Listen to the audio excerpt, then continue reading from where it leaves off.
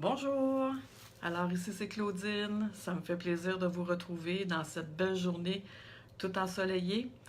Moi, ce que ça me fait, ces journées tout ensoleillées, ça m'amène dans tout plein d'énergie et je vais en profiter au maximum. Alors, c'est mon moment présent. Actuellement, je suis vraiment bien, il fait beau, puis il fait chaud dans mon bureau, alors c'est ça. Ça m'amène tout plein de lumière. Ce qui est là aujourd'hui que j'aimerais bien vous parler, c'est la peur de déplaire. Je vous ai posé, ou je vous pose la question d'entrée de jeu, la peur de déplaire, connaissez-vous?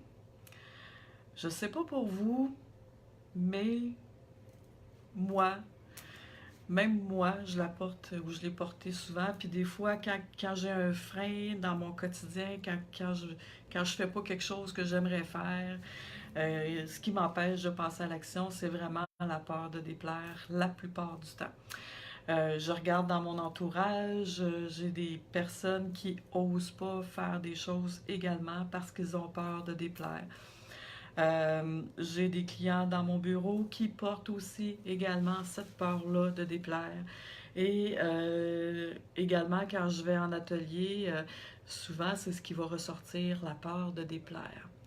La peur de déplaire, moi je vais la nommer comme si elle était d'un premier niveau. Parce qu'en dessous de la peur de déplaire, il y a d'autres peurs qui se cachent. Là, je ne peux pas parler pour les autres participants, mais moi, ce que je sais, c'est que derrière ma peur de déplaire se cache souvent ma peur de ne pas être aimée et également ma peur d'être rejetée. Donc, quand je prends conscience ou quand je prends le temps de m'arrêter, quand je vois que je passe pas à l'action puis que je découvre que j'ai la peur de déplaire qui me limite dans mes actions, alors ce que je fais, c'est que je me permets un moment pour moi pour revenir encore plus davantage vers ce que je vis pour avoir accès à autre chose. Puis si j'ai accès à la peur de ne pas être aimé puis à la peur d'être rejeté, en fait, ce que ça m'aide après, ça m'aide à sortir de mes défensives. Une défensive, c'est ce qui m'empêche de passer à l'action.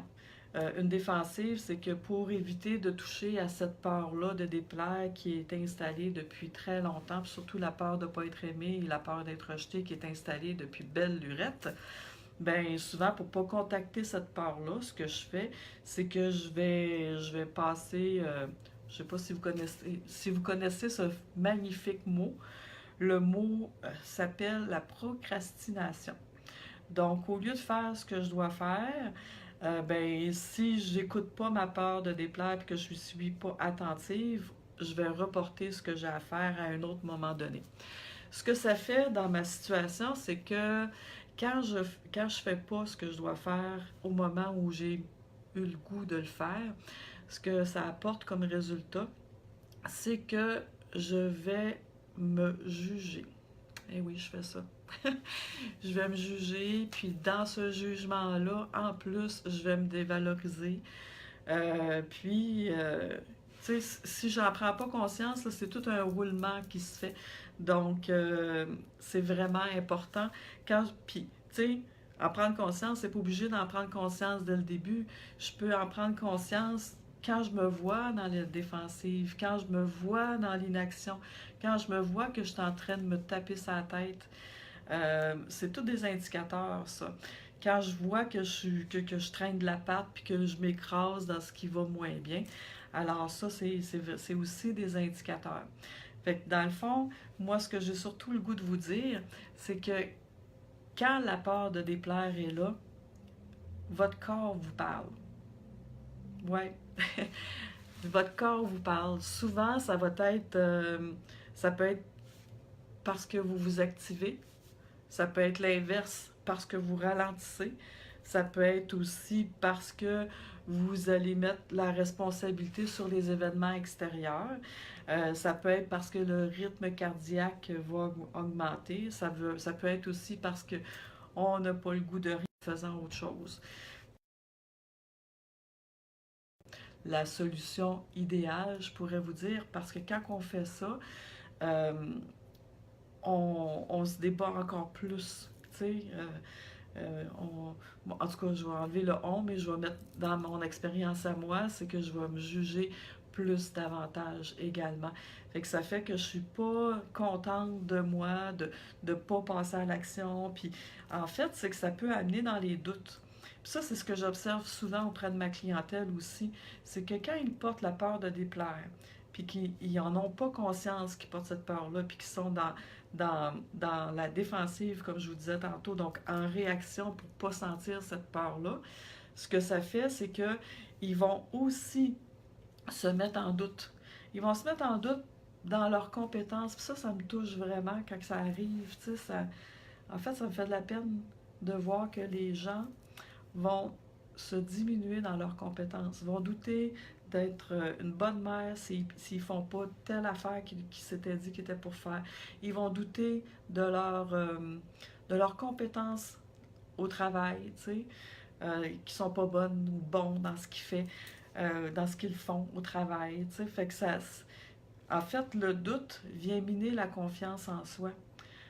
Et puis, ben, à ça, je suis très sensible. Quand je vois mes clients perdre leur valeur, ça me touche vraiment quand je les accompagne dans cette à eux et à elles. Parce que, en fait, euh, j'ai passé par là. Ouais, j'ai passé par là. J'ai passé par là à douter, entre autres. Je vous donne juste des petites tranches de vie comme ça, pour que peut-être que pour vous, ça vous parle. J'ai douté de ma compétence de mère parce que j'avais peur de déplaire.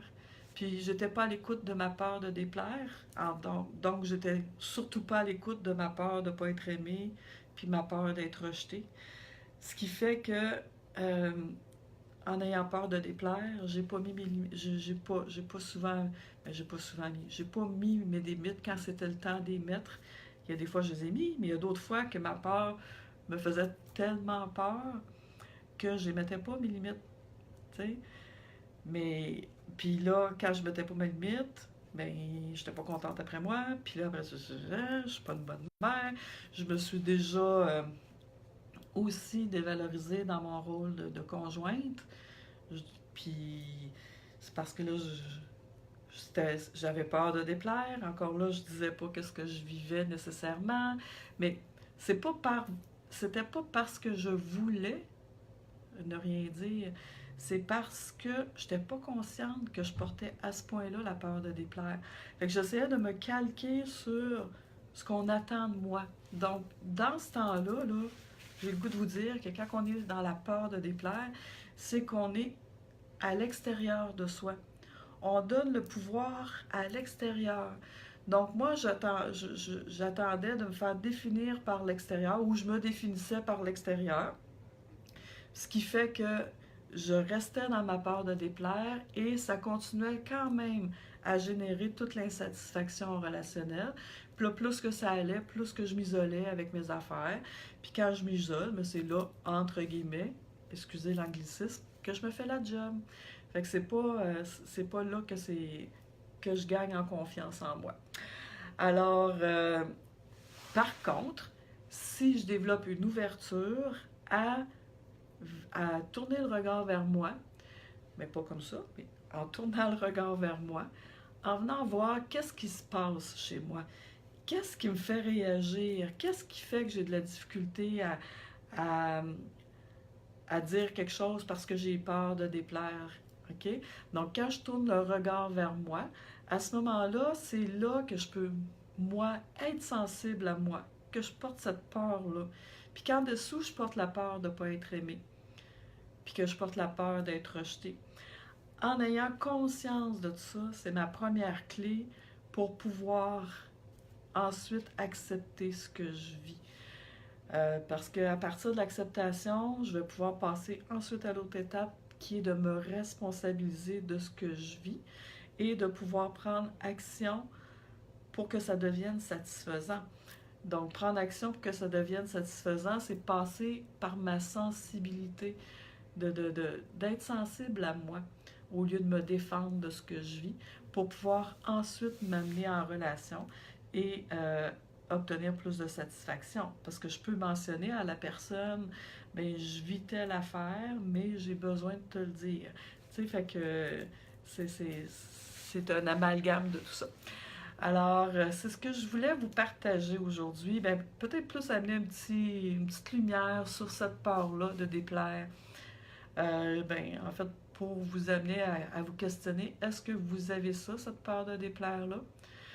Puis, si vous me répondez oui, j'aimerais ça que vous regardiez à un niveau plus bas que la peur de déplaire. Donc, qu'est-ce qui se cache en dessous de la peur de déplaire? Moi, j'ai tendance à dire des peurs racines, là, tu sais, la peur de ne pas être aimé, la peur d'être rejeté, la peur, puis, tu sais, tout ce qui a lien à votre valeur. Tu sais, le droit d'exister, le droit de prendre votre place. Tu sais, il y a tout ça aussi à considérer. Fait que, tu sais, si vous êtes capable de regarder si vous vivez la peur de déplaire, en dessous, quelles sont les peurs que vous vivez aussi, qui sont rattachées à la peur de déplaire. Puis ensuite de ça, quand vous vivez la peur de déplaire, essayez de voir comment vous réagissez avec les gens. Est-ce que vous êtes à l'extérieur, donc dans les autres, dans les circonstances, c'est à cause de ci, c'est à cause de ça, c'est à cause du travail, c'est à cause de l'attitude de mon chum, de ma fille, de mon fils, de ma conjointe, je sais pas, là, tu sais. Fait que essayez de voir de quelle façon vous agissez face à cette peur de déplaire-là. Puis, par la suite, c'est de voir comment vous pouvez vous occuper de vous face à cette peur-là. Je vous dirais que c'est quand même les trois principales étapes quand on fait face à une émotion telle que la peur de déplaire. Alors, j'espère que vous avez aimé ma capsule. Ce que je vous invite à faire, c'est de commenter. Vous pouvez commenter, si vous ne voulez pas commenter en dessous de la vidéo, vous pouvez commenter avec l'application Messenger. Envoyez-moi un message par Messenger, ça va me faire plaisir de vous répondre. Et puis, vous pouvez aussi m'aider à faire connaître mes services en partageant la vidéo. Ça me ferait grandement plaisir aussi. Alors sur ce, je vous souhaite une belle semaine. On se retrouve la semaine prochaine pour un autre direct. Alors, à bientôt. Prenez soin de vous et offrez-vous beaucoup de sensibilité. Bye bye!